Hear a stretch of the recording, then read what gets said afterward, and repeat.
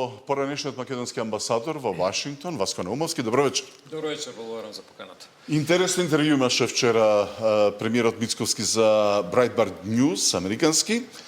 Вели се надева на средба со американскиот председател Доналд Трамп за време на престојот на Генералното собрание на Обединетите нации веќе следниот месец, сега во септември. Чинам дека повеќе од 10 години ниту еден од македонскиот државен врв немал средба со американски председател. Можна ли е ваква средба? Билатерална, директна? Да, билатерална официјална средба во Белата куќа ние, ако не се лажам, не сме имале околу 20 години. Премиерот Бучковски се последен македонски премиер на средба со поранешниот председател Джордж Буш, а оние средби на маргините на Генералното собрание на Обединетите нации или на други меѓународни форуми се случувале. И сега настаните како Генералното собрание на Обединетите нации, каде што ќе присуствува како шеф на делегацијата нашиот премиер, се настани каде што е можно остварување на такви средби, колку и да се тие кратки и протоколарни, сепак ќе значат едно нагласување на поддршката и еден сигнал за цврстените билатерални односи. Често пати на овие настани тие средби се договараат во зависност од агендата на двајцата шефови на делегациите. Најчесто е тоа и адхок. Останува да видиме дали ќе се оствари некаква средба. Очигледно нешто се тркала, се договара, штом се изразува надеж. Јас верувам дека како и во пресек на секој Генерално собрание, нашата дипломатија, Министерството за надворешни работи ги прави сите напори да оствари што е можно поголем број квалитетни средби и протоколарни, меѓутоа и средби од ваков вид, каде што може да се потврди она добра состојба на билатерални односи и да се направи некаков напредок за кое што всушност зборуваше премиерот. И сега впечатливо е што Мицковски вели дека со задоволство би го пречекал американскиот председател Доналд Трамп во Македонија, доколку распоредот на Трамп предвиди такво пактување, се мисли на регионот. Можна ли е посета на Трамп сега во време кога нема безбедносни кризи, како што беше она 2001-99 со посетата на тогаш американскиот председател Бил Клинтон? Да, јас мислам дека може да очекуваме евентуална некаква средба во текот на овој мандат на председателот Трамп, доколку се работи за некаква регионална посета. Сепак регионот на Југоисточна Европа е регион кој што е од значење за Соединетите американски држави. Тука се испреплетуваат разни интереси, не само политички, туку и безбедносни, економски. Областа на енергетиката е една од областите за која што е заинтересирана и американската страна, меѓутоа и ние како држави од овој регион. Така што доколку има некаква регионална посета, во рамките на таа регионална посета би можеле да очекуваме и некаква посета на американскиот председател на Македонија. Праксата досега покажува дека, како што споменавте и вие, дека сме имале посета на американски председатели или високи функционери на регионот секогаш кога била загрозена безбедноста, односно нивната посета била со цел да се стабилизира определена ситуација, така што понекогаш можеби е добро да бидеме надвор од тие официјални агенди каде што посетите се прават со цел да се стабилизира загрозената безбедност. Добро, за време на престојот во САД, на премиерот може подпишување на билатерален договор, посебно за тоа што се зборува веќе повеќе од пола година, нула царини во трговијата со САД. Колку таков договор би бил важен за Македонија? Преговорите за овој договор се одвиваат еден подолг период. Имаше определена состојба во која што беше договорено известно намалување на царините, но остана да се дефинира конечниот текст и состојбата, знаејќи дека самата американска администрација е во една фаза на прилично често менување на тие одредби со кои што се определуваат царините за другите држави. Не треба да игнорираме и состојбата внатре во американското општество, односно во правосудниот систем, кога определени одлуки на председателот Трамп и неговата администрација се блокирани или поништени од страна на судскиот систем во Соединетите американски држави, така што потребно е повторно да се донесат некои одлуки. Евентуалното подпишување на договор за намалување или укинување на царините е секако не само еден значаен политички сигнал, што значи потврда на политичката поддршка што ја добиваме од Соединетите американски држави, меѓутоа и еден сигнал за поттик за остварување на оној нереализиран потенцијал за економската трговска соработка помеѓу двете држави, односно компаниите од двете страни. Ако веќе постои интерес кај американското компании за учество во енергетиката, во ископувањето руда на Антимон во Македонија. Овој билатерален договор би можел да привлече и американски инвестиции во земјава. И ако ги наблюдуваме инвестициите во Македонија во изминатите 30 години, јас би рекол, можеме да забележиме дека меѓу најголемите инвеститори кога се работи за директни гринфилд инвестиции доаѓаат од Соединетите американски држави и тоа се компании кои што вработуваат најголем број на вработени. Така што тој тренд на добра економска соработка, односно добра позиција на Македонија кога се работи за дестинација за инвестиции кај американските компании би требало да продолжи и понатаму, затоа што подигнувањето на односите и зацврстување на политичката соработка често пати носи и до зацврстување на економската соработка. Областа на енергетиката и случајот што вие го споменавте би бил само еден дополнителен поттик за развој на соработката во тој дел, што секако ќе придонесе и за развој на регионите кај што се планираат тие инвестиции од областа на енергетиката и би рекол една состојба на запирање на тој тренд на иселување на граѓаните од тие региони и севкупно подигнување на животниот стандард. Ние веќе имаме еден рамковен стратешки договор со Соединетите американски држави. Македонија како дел од него набавува воена опрема и оружје од САД, воедно е согласна за да одвојува 5% од БДП за одбраната, така како што во рамките на НАТО бара американскиот председател Трамп за да се зацврсти одбраната на целата алијанса, а не само од страна на американците. Сега едно од главните барања на Трамп е тоа, меѓутоа може ли да очекуваме американска помош во воена опрема и оружје?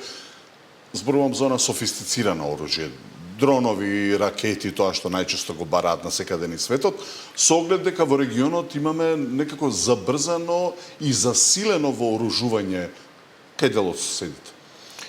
Регионот на Балканот, каде што се наоѓаме ние, традиционално е еден регион каде што постојано имаме своевидна, како што кажавте вие, трка за вооружување и постојање на ситуација на една така наречена безбедносна дилема кај државите. Регионот на Балканот е регион каде што имаме држави кои што се условно речено дел од старите држави членки на НАТО алијансата, држави како Македонија кои што во релативно поново време станаат членки на алијансата, имаме држави кои што не сакаат да бидат членки на алијансата и определени држави или територии кои што се уште не знаеме каде ќе се приклонат во однос на она традиционална ориентација кон НАТО алијансата или некои други интереси. И не е за изненадување тоа што еден дел од државите посветуваат големо внимание на сопственото вооружување. Соработката што ние имаме во рамките на НАТО алијансата со Соединетите американски држави и другите држави секако е во таа насока. Јас тука би го потенцирал и оној потенцијал, постоењето на потенцијалот за создавање на капацитети за домашна војна индустрија, односно производствени капацитети кои што ќе помогнат не само на нашата армија и ќе ги зајакнат нашите одбранбени капацитети, туку ќе ја зајакнат и нашата улога во соработката со другите држави во рамките на НАТО и секако ќе имаме една недвосмислена економска корист од тоа. Така што онаа соработка која што имаме во рамките на заекнување на капацитетите во соработка со Соединетите американски држави, очекувам да продолжи и понатаму и заедно со останатите држави од регионот кои што се членки на НАТО да придонесеме за севкупно заекнување на јужното крило на алијансата. Сега малку Трамп е бескрупулозен и дециден кога се работи за неговите ставови, за неговите барања. Колку е во рамките на овој договор стратешки оправдано тоа што американски воени авиони ги користат македонските аеродроми за мисии на Блискиот Исток, како што вели Мицкоски во ова интервју за паркирање, одмор и слично, и дека македонското небо е отворено за американските сили. Дали е тоа придобивка или безбедносен ризик во најмала рака од хибридни напади од Иран? Па во меѓународните односи често пати секоја држава е исправена пред еден предизвик како да се постави во однос на некој меѓународен конфликт, иако директно самата таа не е дел од тој конфликт. Ние сме не само членки на НАТО алијансата, туку сме и, како што често пати повторуваме, стратешки партнер со Соединените американски држави. Партнерството помеѓу две држави, стратешкото партнерство, треба да се гради, да се одржува и да се покажува со определени потези. Едно од најголемите забелешки што председателот Трамп ги искажува последните денови и неколку месеци назад, кога започна оваа криза во Иран, е неговото незадоволство и незадоволството на САД, би рекол со своевидна фрустрација, од неактивноста, односно пасивноста на определени држави. Од немањето поддршка. Немањето поддршка од држави чијата безбедност е директно гарантирана од Соединените американски држави. Споменати беа тука, например, во последниот период Јужна Кореја и некои други држави, и разочараноста на САД од недоволната поддршка од сојузниците е, би рекол, една ситуација која што несомнено ќе биде дел од адаптирањето на политиките на САД во билатералните односи со тие држави. Сега Македонија, без разлика на нашата големина, воена моќ, стратегиска положба и така натаму, се определи да ја даде поддршката таму каде што може. Секако, има ситуации за кои што може и отворено да се дискутира, некои аспекти на соработката се одвиваат заради безбедноста, заради сензитивноста на безбедносните информации се одвиваат и надвор од јавноста, меѓутоа значено е тоа што Македонија на дела ја покажува поддршката.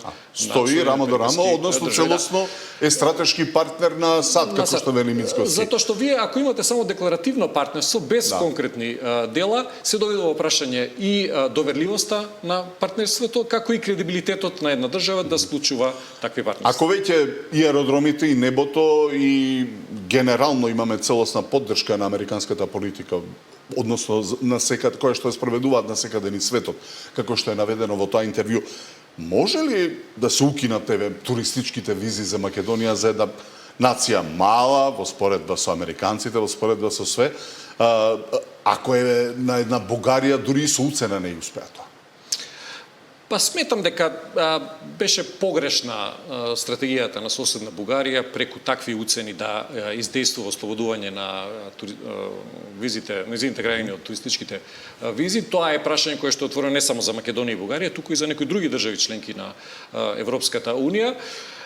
Диалогот, разговорите за оваа тема се одвиваат еден подолг временски период, некогаш со помал, некогаш со поголем интензитет. На почетокот на годината се најавуваше добри вести во текот на месеците, а прашањето е круцијално, клучно, па дури интересно, затоа што Македонија е едно од најголемите диаспори има токму во САД. Да, два моменти се тука значени. Првиот е политичката поддршка и политичката волја на администрацијата на председателот Трамп за таков чекор, и вториот е една прилично, би рекол, чиста статистичка операција, односно задоволување на критериумите кои што се потребни за ослободување од визите. Во некои од критериумите Македонија има остварено определен напредок, во некои од критериумите се уште останува да се оствари тој минимум. Како злоупотребата на иселеничките визи. Точно, да.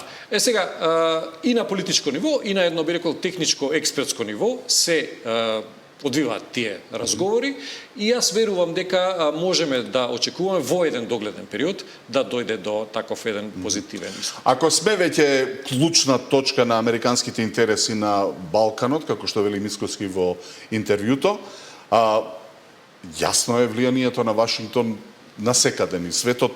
Колку тоа американско влијание може да ни помогне и на евроинтегративниот пат, поточно во проблемите со Бугарија? Па, она што често пати се напоминува како еден абсурд, тоа е дека ние во рамките на НАТО алијансата со Бугарија и со други држави сме сојузници, а во рамките на Европската Унија имаме една ситуација кога тие НАТО сојузници меѓусебно се блокираат. Значи, ние со Бугарија делуваме како блиски соработници во НАТО, а во рамките на Европската Унија сме блокирани од страна на истата таа држава во истиот временски период. Поддршката што Соединените американски држави, или да го наречеме охрабрувањето за надминување на овие билатерални спорови е во насока на заокружување на процесот на европска интеграција И тоа заокружување на европската интеграција е дел од долгорочните, би рекол, децениски приоритети на американската надворешна политика во однос на Европа како континент. Заокружувањето на обединувањето на Европа, стабилизацијата на регионот и овозможување на еден јасен економски просперитет на Европа како целина е дел и од приоритетите на американската надворешна политика, како би рекол дел од онаа поголема состојба на добри трансатлантски односи кои што постојат од крајот на Втората светска војна па се до денес, иако има определени предизвици и таму.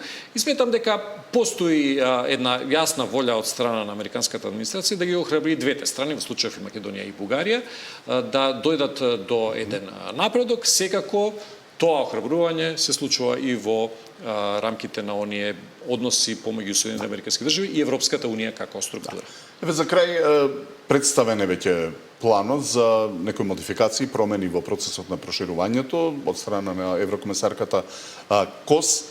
Мислите дека е можна таква постепена интеграција визави сегашниот услов, отворање на поглавијата само со вметнување на бугарите во уставот? Европската унија како една заедница на држави помина из повеќе предизвици и во однос на низината внатрешна структура. Оние што долго време го пратат овој процес ќе се сетат дека кон крајот на 90-тите години беше направена една суштинска реформа на самите институции на Европската унија, затоа што таа структура беше создадена за заедница од 6 држави во 50-тите години. Слична е ситуацијата и со процесот на проширување, доколку оваа методологија зацртана во 1993 година беше пред се наменета за проширувањето со државите од Централна и Источна Европа. Сега, јас би рекол, 30 години подоцна, е јасно дека таа методологија треба да се промени и она што веројатно ќе биде формулирано и како некаков формален документ во текот на септември, ќе значи зголемување на можностите за надминување на ова статус кво кој што постои подолг временски период и едно постепено интегрирање на државите од Западниот Балкан, со што и самите држави од Западниот Балкан ќе добијат една шанса да почувствуваат дел од придобивките во определени за да ги области. забрзаат реформите. Точно, и дополнително со тоа ќе се зголеми и мотивацијата не само за реформите, туку и за ентузијазмот за полноправно членство. Васко Наумовски, гостин во тема на денот.